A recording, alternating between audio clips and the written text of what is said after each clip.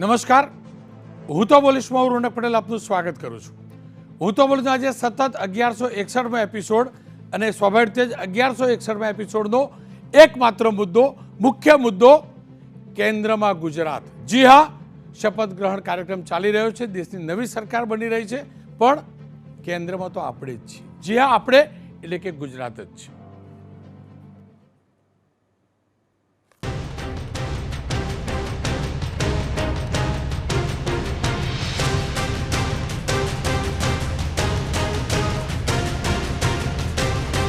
मैं नरेंद्र दामोदर दास मोदी ગુજરાતના સપૂત નરેન્દ્રભાઈ દામોદરદાસ મોદી, ગુજરાતના પૂર્વ મુખ્યમંત્રી નરેન્દ્રભાઈ દામોદરદાસ મોદી દેશના સતત ત્રીજી વાર પ્રધાનમંત્રી બની ચૂક્યા છે. પ્રધાનમંત્રીનો પદગ્રહણ કાર્યક્રમ, માફ કરજો, શપથ ગ્રહણ કાર્યક્રમ રાષ્ટ્રપતિ ભવનમાં ચાલી રહ્યો છે. મંત્રીમંડળના શપથ લેવાઈ રહ્યા છે. નરેન્દ્રભાઈ મોદી શપથ લઈ ચૂક્યા છે અને સતત ત્રીજી વાર આઝાદ ભારતમાં પ્રધાનમંત્રી તરીકે સતત ત્રીજી વાર શપથ લેનારા નરેન્દ્રભાઈ મોદી બન્યા છે. જવાહરલાલ નહેરુ બાદ નરેન્દ્રભાઈને એ સદભાગ્ય પ્રાપ્ત થયું છે દુનિયાની સૌથી મોટી લોકશાહીના સતત ત્રીજી વાર પ્રધાનમંત્રી તરીકેના શપથ લેવાનું. 2014માં પહેલી વાર શપથ લીધા, 2019માં પહેલી વાર શપથ લીધા, 2024માં લીધા. 2014માં પહેલી વાર સાંસદ બન્યા અને સીધા પ્રધાનમંત્રીના શપથ લીધા. ઠીક એ જ રીતે 2001માં અગાઉ ક્યારે નરેન્દ્રભાઈ ચૂંટણી નહોતા લડ્યા અને 2001માં પહેલાં મુખ્યમંત્રી તરીકેના શપથ લીધા આપણા ગુજરાતના. 2002માં ફરી એકવાર ગુજરાતના મુખ્યમંત્રી પદના શપથ લીધા. 2007માં નરેન્દ્રભાઈએ ફરી એકવાર મુખ્યમંત્રીના શપથ લીધા. 2012માં મુખ્યમંત્રીના શપથ લીધા. એ તમામ તસવીરો આપ જોઈ શકો છો. રાષ્ટ્રપતિ ભવનની અંદર શપથ ગ્રહણ કાર્યક્રમ ચાલી રહ્યો છે અને નરેન્દ્રભાઈ મોદી પછી રાજનાથસિંહે શપથ લીધા અને ત્રીજા નંબરે, પ્રોટોકોલ પ્રમાણે ત્રીજા નંબરે અમિતભાઈ શાહે શપથ લીધા છે. અમિતભાઈ શાહ ગુજરાતના પૂર્વ ગૃહ રાજ્યમંત્રી, અમિતભાઈ શાહ દેશના પૂર્વ ગૃહમંત્રી, અમિતભાઈ શાહ ગાંધીનગરના સાંસદ અને તેમને ત્રીજા નંબરે શપથ લીધા છે અને ત્યારબાદ એક પછી એક મંત્રીઓ શપથ લઈ રહ્યા છે. પરંતુ સવાલ એ છે કે આ કેબિનેટની અંદર આપણા ગુજરાતનું શું? તો હકીકત એ છે કેન્દ્રમાં પણ આપણું ગુજરાત છે અને કેન્દ્રીય કેબિનેટમાં પણ આપણું ગુજરાત છે. કેન્દ્રમાં આપણું ગુજરાત એટલે છે કે દેશના પ્રધાનમંત્રી એટલે કે આખા કેબિનેટના મુખિયા આપણા ગુજરાતના વતની છે.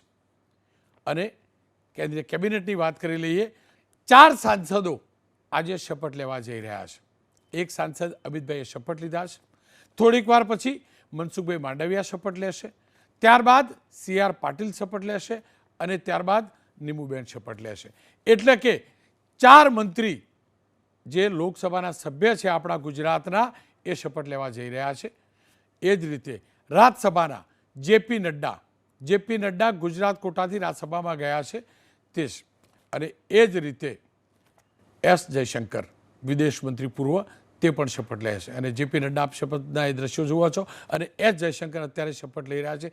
આ ગુજરાત માટે એટલે ગૌરવવંતી ઘડી કે ગઈ સરકાર એટલે કે મોદી 2.0ની સરકારની અંદર સૌથી વધુ કોઈ સફળ ગણાઈ હોય તો આપણા દેશની વિદેશ નીતિ ગણાઈ હતી અને વિદેશની નીતિ ઘડનાર S જયશંકર આપણા ગુજરાત કોટાના રાજ્યસભાના સભ્ય છે.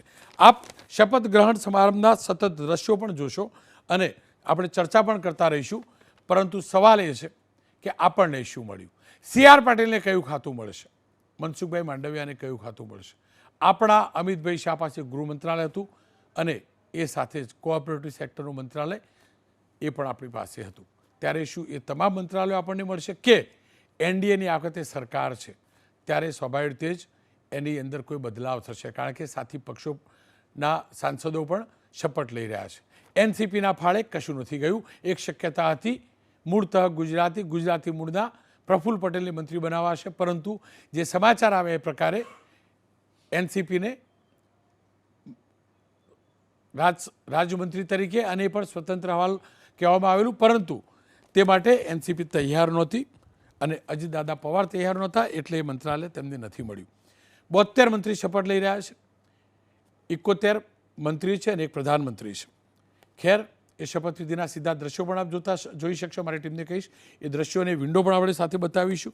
પરંતુ આ મુદ્દે ચર્ચા કરીશું ચિંતન આચાર્ય, વરિષ્ઠ પત્રકાર, નરેશભાઈ દવે, રાજકીય વિશ્લેષક, જયરાજસિંહ પરમાર, નેતા ભાજપ, લાલજીભાઈ દેસાઈ, નેતા કોંગ્રેસ. આપ ચારેયનું સ્વાગત છે. શરૂઆત જયરાજસિંહ તમારાથી જ કરવા માગીશ. NDA 3 બીજેપીનું નેતૃત્વ ચોક્કસ છે. NDA 1 પણ હતું, NDA 2 પણ હતું, પરંતુ આપણે મોદી સરકાર કહેતા હતા. મોદી સરકાર ફરીથી પણ કહેતા રહ્યા. હું તો આજે પણ મોદી સરકાર કહીશ, કારણ કે કેન્દ્રમાં ગુજરાત ચોક્કસથી દેખાઈ રહ્યું છે. પરંતુ તમને શું લાગી રહ્યું છે? જુઓ, રાષ્ટ્રીય અધ્યક્ષ ગુજરાતના એ પણ શપથ લઈ રહ્યા છે, બીજેપીના તમારા પક્ષના. પ્રદેશ અધ્યક્ષ ગુજરાતના CR પાટીલ એ પણ શપથ લઈ રહ્યા છે. મનસુખભાઈ ચોક્કસથી શપથ લઈ રહ્યા છે, પરંતુ જયરાજસિંહ, પરસોત્તમભાઈ રૂપાલા શપથ નથી લઈ રહ્યા એ પણ હકીકત છે. પરસોત્તમભાઈ રૂપાલાનું પત્તું કપાયું છે એ પણ હકીકત છે. દેવુસિંહનું પત્તું કપાયું છે હું એટલે નહીં કહું કે દેવુસિંહ મિનિસ્ટ્રીના એક્સપાન્શનની અંદર મંત્રી બન્યા હતા, વિસ્તરણ વખતે મંત્રી બન્યા હતા. હવે 71-72 જ્યારે મંત્રી હોય ત્યારે એક્સપાન્શન હમણાં થાય એવું લાગતું નથી. પણ છતાં આ તમામની વચ્ચે જયરાજસિંહ, તમારા હિસાબથી ગુજરાતને ન્યાય મળ્યો છે કે પછી તમારો પૂર્વ પક્ષ કોંગ્રેસ માટે UPAની સરકાર હતી અને બીજેપી જે કહેતું હતું ગુજરાતને અન્યાય એ પ્રકારે કોઈ અન્યાય થયો છે?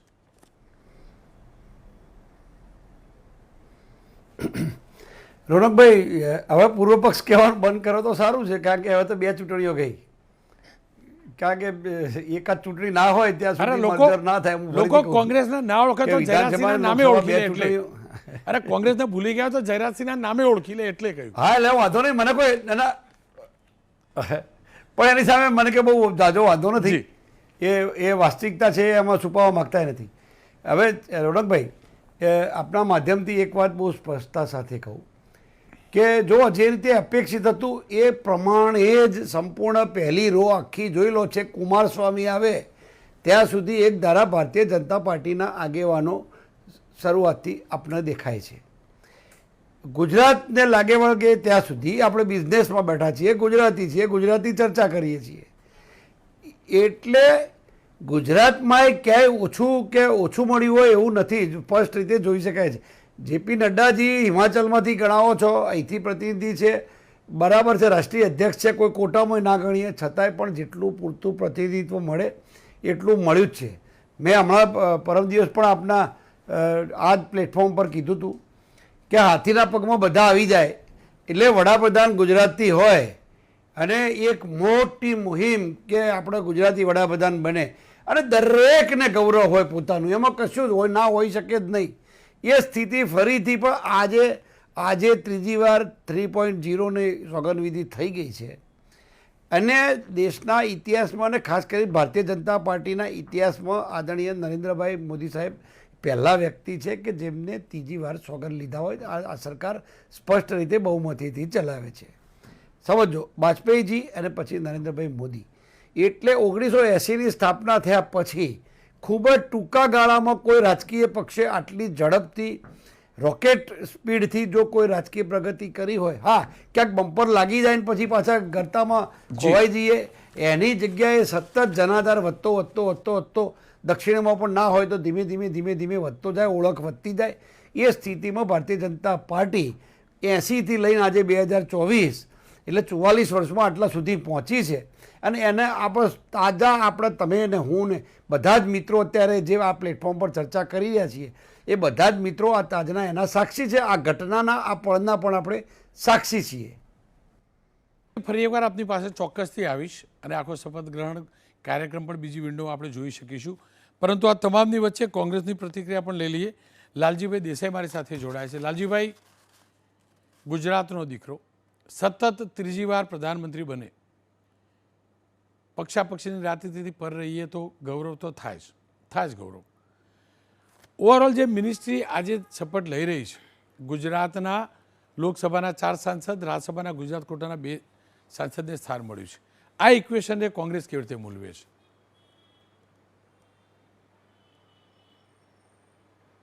એટલે એમ કહી શકાય તો સૌથી પહેલાં તો નવી સરકાર જે બનાવી છે એ લોકોને ખૂબ ખૂબ શુભકામના અને દેશમાં ફરી એક વખત એ લોકો જે ભૂતકાળમાં ભૂલો કરી છે એ ન કરે અને દેશની એકતા અખંડિતતા બંધુતા જળવાઈ રહે. એક જાતિ ધર્મના નામે વૈમનસ્ય જે ઊભું થયું પાછલા 10 વર્ષમાં વધારે એ ન થાય અને સારી સરકારની બધી એકતા સાથે ખૂબ સારું કામ કરે. સેન્ટ્રલ પાવર સિસ્ટમ જે બહુ જ સ્ટ્રોંગ કરી નાખ્યો તો બધાય પાવર નરેન્દ્રભાઈ અને અમિતભાઈના હાથમાં અને બાકીના મિનિસ્ટરો માત્ર કઠપૂતળી, એવું આ વખતે નહીં થાય એની મને ખાતરી એટલા માટે છે કારણ કે આ વખતે નરેન્દ્રભાઈએ 14માં અને 19માં ચૂંટાયેલા બહુમતી મેળવેલ નરેન્દ્રભાઈ નથી. આ વખતે એમણે બે બાજુ બગલમાં બે ઘોડી રાખીને ચાલવું પડે એવા નરેન્દ્રભાઈની આ સરકાર છે. એટલે એમણે ઘણા બધા આ વખતે વાંધા વચકા વચ્ચે સરકાર ચલાવવી પડશે, પણ દેશને એનો ફાયદો પણ મળશે કે જે રીતે છેલ્લા 5 વર્ષમાં બેફામ બનીને ઈડી સીબીઆઈનો ઉપયોગ કરતા હતા એમાં હવે કાપ આવશે. એટલે એ વાત પણ મને દેખાઈ રહી છે. બીજું કે ગુજરાતમાંથી મિનિસ્ટર રોનકભાઈ, હું ગુજરાતી છું, ગુજરાતી હોવાનો ગૌરવ, પણ મને એનાથી પહેલા હું ભારતીય છું. એટલે મને તો ભારતમાંથી કયા કયા ખૂણેથી બન્યા મિનિસ્ટરો એમાંથી રસ છે.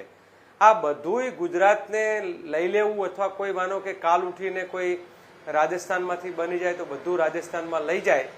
એટલે એ જે આખી એક માનસિકતા જે હોય લોકોની કે ભાઈ અમે બધું ગુજરાતમાં લાવ્યા ને ગુજરાતવાળા ખુશ થઈ જાય. આપણો ભારત દેશ છે, ભારત દેશમાં મેઘાલય પણ આવે, સિક્કિમ પણ આવે. આપણે આશા રાખીએ કે નાગાલેન્ડથી લઈ અને આ બાજુ ગુજરાત સુધી અને ત્યાં અરુણાચલથી લઈને બધા જ લોકોને પોંડિચેરીથી લઈને કાશ્મીર સુધી બધા જ રાજ્યોને પ્રતિનિધિત્વ મળે અને ભારત માતાના એક એક અંગને એવું અનુભૂતિ થાય કે અમારો બધાનો આમાં સમાવેશ થઈ રહ્યો છે. એમને 72 મિનિસ્ટરોનું નક્કી કર્યું છે. એટલે હવે એક્સટેન્શન વાળા માટે જ્યારે બી એક્સટેન્શન કરવું હોય ત્યારે કોઈકને કાપવા પડે ત્યારે એક્સટેન્શન એમને જે છે એનું વિસ્તરણ કરી શકશે એમની સરકારનું. એ બી અત્યારે ઘાટ ઘડાયો છે. મેં આટલા નરેન્દ્રભાઈને લોકો એમ કે પહેલી હરોળમાં જયરાજભાઈ કહ્યું કે બધા ભાજપના પહેલા અમારા આટલા બેઠા હતા અને પછી કુમારસ્વામીથી શરૂ થયું. એટલે ભારતીય જનતા પાર્ટીની એક માનસિકતા જે છે એ કે અમે સાથી પક્ષો જે છે તો માત્ર અમારે એમની જરૂર છે એટલા પૂરતા બરોબર, બાકી પહેલી હરોળમાં તો અમે જ છીએ અને આ બધું અમે જ કરવાના છીએ, પેલા તો ખાલી નામના. એટલે એ ભારતીય અને આમાં જયરાજભાઈ જે કહી રહ્યા છે એમાં એમનો કોઈ વાંક નથી કારણ કે નરેન્દ્રભાઈની અમિતભાઈની આ માનસિકતા પણ છે કે જરૂર પડે ત્યાં સુધી આપણા સાથીદારોનો ઉપયોગ કરવાનો અને પછી ચૂસીને જેમ પેલા શેરડીના છોતરાને ફેંકી દેવામાં એમ ફેંકી.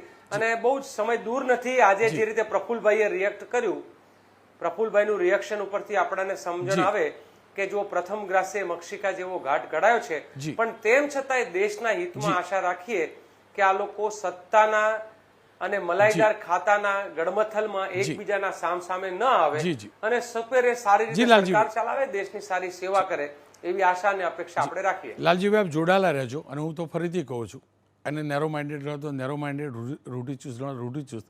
લાલજીભાઈ, હું તો મારા ગુજરાતી પ્રધાનમંત્રી છે એનું મને ગર્વ છે.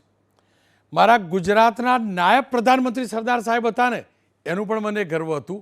હું ફરીથી કહું છું દેશનો નકશો મારા ગુજરાતે નક્કી કરેલો ને સરદાર સાહેબ એનું પણ મને ગર્વ હતું અને ગુજરાતના મહત્તમ મંત્રીઓ બને એનું ગર્વ હોય જ.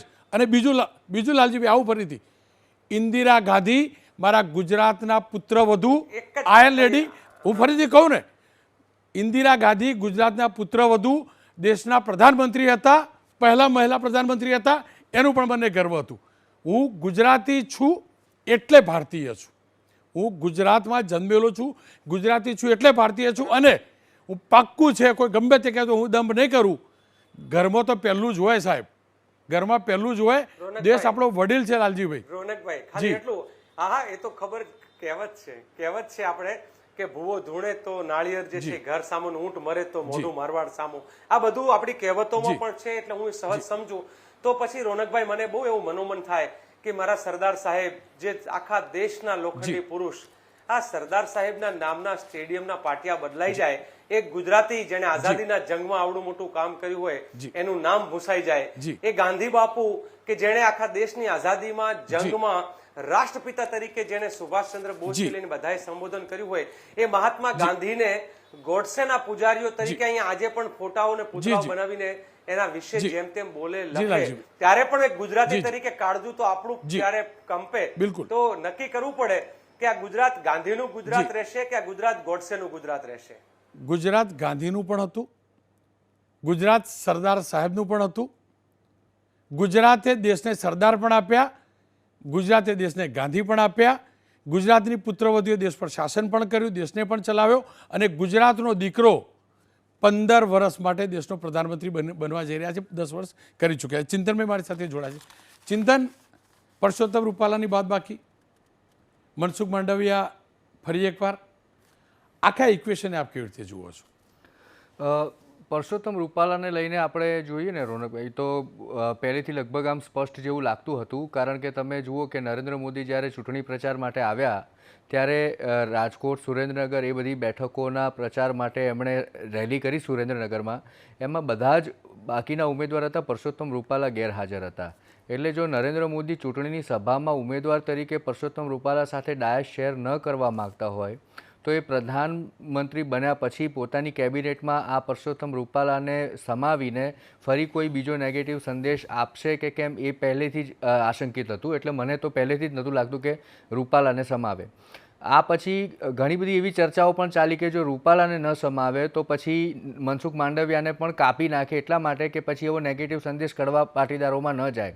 પણ અહીંયા તમે જુઓ કે જે પાછલા જે મિનિસ્ટરો જેને રિપીટ કર્યા છે નરેન્દ્ર મોદીએ પોતાની કેબિનેટમાં, એ અમિત શાહ હોય, એસ જયશંકર હોય, મનસુખ માંડવિયા હોય, આ ત્રણેય મંત્રી ગુજરાતમાંથી જે રેપ્રેઝેન્ટ કરી રહ્યા છે, એ ત્રણેયનો જે ગ્રાફ છે પરફોર્મન્સને આધારે નક્કી કરવામાં આવે છે. તમે જુઓ કે અમિત શાહે ગૃહમંત્રી તરીકે જે એમને કાર્યશૈલી આખી નિભાવી, 370ની કલમની નાબૂદીથી માંડીને CA સુધીના જે આખા જે બિલ છે એ બધી વસ્તુઓની અચીવમેન્ટ કહેવાય જે આ સરકાર માટે, એ પાર કરી બતાવી. એસ જયશંકરની વાત કરીએ તો વિદેશ નીતિમાં લગભગ એમનો જોટો મળવો મુશ્કેલ છે આખા ભારતમાં મંત્રી તરીકે, અને નરેન્દ્ર મોદી એમના ખૂબ વખાણ પણ કરે છે, અને લગભગ નરેન્દ્ર મોદીના સીધા જ પ્રતિનિધિ તરીકે આ આખા વિશ્વમાં ભારતને નું પ્રતિનિધિત્વ કરે છે.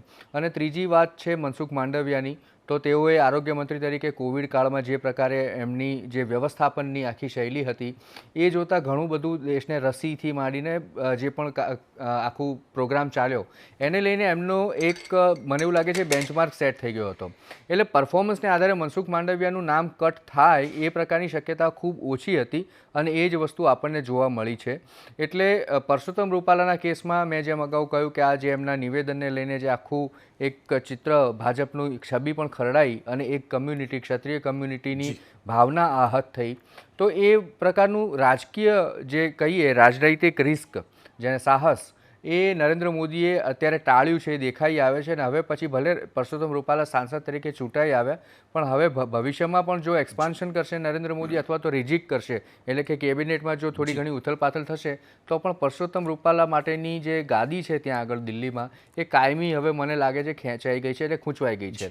બાકીના બધા મંત્રીઓ લગભગ હજુ સુધી રિપીટ ફરી થશે, અને જે લોકો ડ્રોપ થયા છે અથવા તો નવા ચૂંટાઈને આવ્યા છે જે સાંસદો, એમને આગામી સમયમાં કેટલો ચાન્સ મળે છે રિશફલમાં એ જોવાનું રહેશે. બીજું, તમે ગુજરાતના કોટાની પણ હમણાં વાત કરી, તો ગુજરાતનો કોટા જુઓ તમે કે લગભગ સરભર થઈ ગયો છે. જે અગાઉ 7 મંત્રીઓ હતા મોદી 2.0માં જે ચૂંટણી પહેલાં, એમાંથી માત્ર એક ઓછા છે, એટલે 6 મંત્રીઓ તો હાલમાં દેખાઈ જ રહ્યા છે ડાયસ ઉપર બેઠેલા. તો ગુજરાતનું પ્રતિનિધિત્વ પણ ઓછું નથી થયું. અલબત્ત નરેન્દ્ર મોદીએ જે પ્રકારે ડિઝાઇન કરી છે કેબિનેટની, તમે જુઓ કે સાથી પક્ષો છે એમાં હરદલલી દેવેગૌડા, કુમારસ્વામી, HD કુમારસ્વામીને પણ કેબિનેટમાં સ્થાન આગળ પડતું આપ્યું છે, એટલે એમને કોઈક મહત્વનું પોર્ટફોલિયો પણ મળશે. સાથે લલ્લનસિંહ છે JDUમાંથી, અને એ જ રીતે તમે જુઓ કે TDPમાંથી પણ નેતાઓ છે. અને બીજું તમે પ્રાદેશિક બેલેન્સ જુઓ તો તમે ધર્મેન્દ્ર પ્રધાન જુઓ કે જુગલ ઓરામ જુઓ, જે ઓડિશાથી ચૂંટાઈને આવે છે.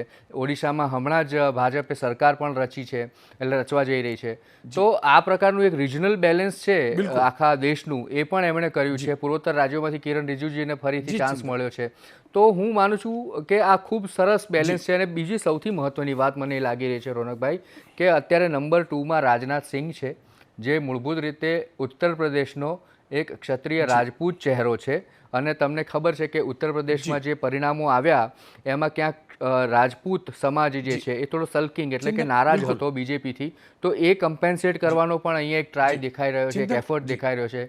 તો એ મને એવું લાગે છે કે આખી આ જે મિનિસ્ટ્રીની જે ડિઝાઇન છે બહુ બેલેન્સ છે, એ રિજનલ હોય, કાસ્ટ કમ્યુનિટી હોય કે કોઈ પણ રીતે હોય. ચિંતન, આપની પાસે ફરીથી પણ આવીશ, પરંતુ નરેશભાઈ સાથે પણ વાત કરું. નરેશભાઈ, CR પાટીલ, મનસુખભાઈ પણ શપથ લેશે, CR પાટીલ પણ શપથ લેશે. CR પાટીલ અપેક્ષિત પણ હતું, કારણ કે 156માંથી 156 અને 26માંથી 25 લાવ્યા. CR પાટીલનું સ્થાન કેન્દ્રીય કેબિનેટમાં, એને આપ કેવી રીતે મૂલવો છો? મારે એવું માનવું છે કે CR પાટીલનું જે પરફોર્મન્સ છે, ખાસ કરીને વિધાનસભામાં એમણે જે સીટ લઈ આવીને 156 અને પેજ પ્રમુખ માટેની એક જે ઇનિશિયેટિવ એમણે લીધા અને એના પરિણામો પણ આવ્યા, એ આપણે જોઈ શકીએ છીએ. એ રીતે એ એક મોટા માથા તરીકે એ માત્ર રાજ્યમાં નહીં પણ દેશમાં પણ રહ્યા છે. બીજું, પ્રદેશ પ્રમુખ તરીકે એમનો સતત પ્રધાનમંત્રી સાથેનો જે સંપર્ક રહ્યો છે અને એ સંપર્કમાં એમણે જે પણ કામગીરી કરી છે, કામગીરીની સરાહના થઈ છે. પણ મને એક વસ્તુ એવી લાગે છે કે CR પાટીલ પ્રદેશ પ્રમુખ તરીકે એમણે ઉત્તમ કામગીરી કરી છે, પણ એમણે આવ્યા ત્યારે એક વસ્તુ એમણે કહી હતી કે ભાઈ હવે એક પણ કોંગ્રેસ જનને હું ભાજપમાં પ્રવેશવા નહીં દઉં. અને ત્યારે એવું લાગી રહ્યું હતું કે હવે ભાજપના કાર્યકરો છે એમને ક્યાંય મુશ્કેલી પડશે નહીં, પણ ગમે તે રાજકીય સમીકરણોના કારણે એ શક્ય બન્યું નહીં અને છેલ્લે જે આપણે જોયું અને એ પરિણામોમાં પણ રિફ્લેક્ટ થયું. એટલે એ રીતે મને એવું લાગે છે કે CR પાટીલનું રાજકીય દ્રષ્ટિ એ લાંબી હતી. એમણે જ્યારે આવ્યા ત્યારે જ એમણે કહ્યું હતું કે આ કરવા જેવું નથી, હવે પછી કોઈ કોંગ્રેસીને લેવા જેવા નથી. અને આ લીધા પછી આપણે જે પરિણામો આવ્યા છે, એક બેઠક જે આપણે એટલે ગુજરાતે જે ગુમાવી અને અત્યારે એક બેઠક કોંગ્રેસ પાસે છે, એટલે બધાને ચર્ચા કરવાનો મોકો મળ્યો હતો કે એક બેઠક ગુમાવી છે એટલે મહત્ત્વ ઓછું થયું છે, ઘણી બધી લીડ્સ પણ ઓછી થઈ છે ઘણી બધી બેઠક પર, તો એ રિફ્લેક્ટ થશે એ પ્રધાનમંડળમાં કે એમાં સ્થાન મળશે કે નહીં. પણ તમને આશ્ચર્ય થશે કે મધ્યપ્રદેશને 4 બેઠક મળી છે અને આપણે જો અમિત શાહ અને નરેન્દ્રભાઈને ગણીએ તો 6 બેઠક થાય છે. એટલે આપણું જે સ્થાન છે ગુજરાતનું કેન્દ્રમાં એ મહત્ત્વનું જ રહ્યું છે ને એ રીતે દબદબો યથાવત રહ્યો છે. મારી દ્રષ્ટિએ પ્રધાનમંડળની સંખ્યા કરતાં પ્રધાનમંડળમાં કોને કયું ખાતું મળે છે ને એ બહુ મહત્ત્વનું હોય છે. એટલા માટે જ્યારે 72 જ્યારે પ્રધાનો બની રહ્યા છે ત્યારે એમાં રાજ્યકક્ષાના પ્રધાન, કેબિનેટ, સ્વતંત્ર કક્ષાનો હવાલો, આ બધું જ આવતું હોય છે. હવે સૌથી મહત્ત્વની વાત એ છે કે તમે કેન્દ્રમાં પ્રધાન છો પણ તમારી પાસે કયું ખાતું છે, કયો વિભાગ છે, એ વિભાગ કયો છે એ સૌથી મહત્ત્વનો છે. અને મને એવું લાગી રહ્યું છે કે ભલે અત્યારે કોલિશન ગવર્મેન્ટ છે, 2 પક્ષોના ટેકા સાથેની સરકાર છે, પણ મજબૂત અને સ્થિર સરકારનો સંદેશો આપવા માટે તમે જોઈ શકશો કે જે મહત્ત્વના ખાતાઓ છે એમાં કોઈ મોટો ફેરબદલ આવવાનો નથી. અત્યારે જે પણ ચાલી રહ્યું છે એમાં એવું કહેવાય રહ્યું છે કે આમણે આ ખાતું માંગ્યું છે, મને તો રેલવે જ જોઈએ. आपने रोकेश मनसुख मांडविया शपथ ले रहे हैं. ईश्वर की शपथ लेता हूँ कि मैं विधि द्वारा स्थापित भारत के संविधान के प्रति सच्ची श्रद्धा और निष्ठा रखूंगा. मैं भारत की प्रभुता और अखंडता अक्षुण्ण रखूंगा. मैं संघ के मंत्री के रूप में अपने कर्तव्यों का श्रद्धापूर्वक और शुद्ध अंतःकरण से निर्वहन करूंगा तथा मैं भय या पक्षपात, अनुराग या द्वेष के बिना सभी प्रकार के लोगों के प्रति संविधान और विधि के अनुसार न्याय करूंगा. मैं डॉक्टर मनसुख मांडविया ईश्वर की शपथ लेता हूं कि जो विषय संघ के मंत्री के रूप में मेरे विचार के लिए लाया जाएगा अथवा मुझे ज्ञात होगा उसे किसी व्यक्ति या व्यक्तियों को तब के सिवाय जबकि ऐसे मंत्री के रूप में अपने कर्तव्यों के सम्यक निर्वहन के लिए ऐसा करना अपेक्षित हो, मैं प्रत्यक्ष अथवा अप्रत्यक्ष रूप में संसूचित या प्रकट नहीं करूंगा. મનસુખભાઈ માંડવિયા એમને શપથ લીધા છે. અત્યાર સુધી પ્રધાનમંત્રીએ શપથ લીધા, કેન્દ્રમાં ગુજરાત, ત્યારબાદ 4 સાંસદો કે જો ગુજરાતના છે, 2 લોકસભાના, 2 રાજ્યસભાના તેમને શપથ લઈ ચૂક્યા છે. સી આર પાટીલના શપથ બાકી છે. અમિતભાઈ શાહે શપથ લીધા, મનસુખભાઈ માંડવિયાએ શપથ લીધા, એટલે કે લોકસભાના 2 સાંસદો ગુજરાતથી શપથ લીધા. જેપી નડ્ડાએ શપથ લીધા અને એસ જયશંકરે શપથ લીધા, એટલે કે ગુજરાત કોટાના 2 રાજ્યસભાના સભ્યોએ શપથ લીધા. ટૂંકમાં કેન્દ્રમાં આપણું ગુજરાત તો છે જ. વિરામ બાદ કરીશું વાત. વિરામ બાદ એ પણ વાત કરીશું સી આર પાટીલની શું ભૂમિકા રહેશે, સી આર પાટીલને કયું મંત્રાલય મળશે, અલગ અલગ ગુજરાતના જે છે સાંસદો તેમને કયું મંત્રાલય મળશે. સાથે જ સી આર પાટીલ જો કેન્દ્રમાં જતા હોય તો પછી ગુજરાતના કમલમમાં કોણ, જયરાજસિંહ સાથે પણ કરીશું વાત.